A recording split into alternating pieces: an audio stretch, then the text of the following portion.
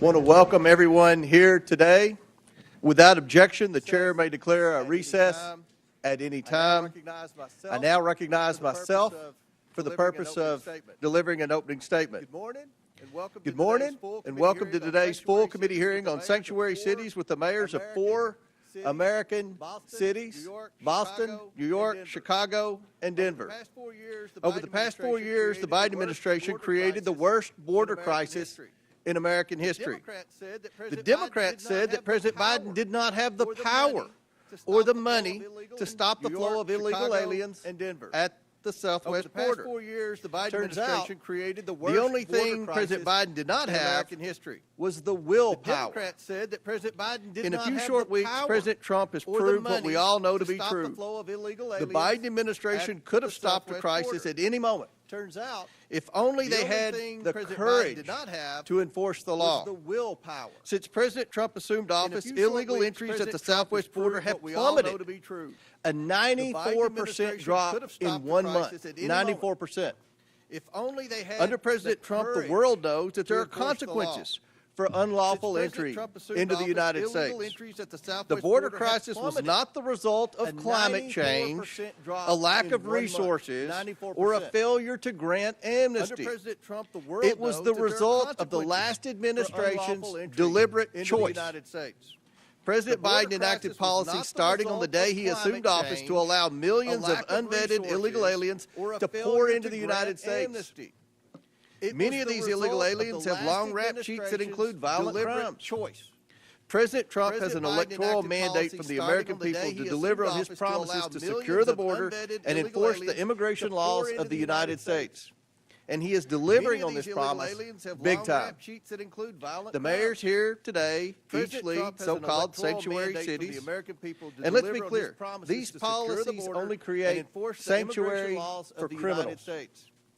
Sanctuary policies violate federal immigration law by protecting criminal aliens at the expense of the American people. Sanctuary cities and states refuse to cooperate with federal immigration enforcement efforts and harbor illegal aliens. They often actively work to stand in the way of President Trump's mission to protect the American people and restore integrity to the American immigration system and the rule of law.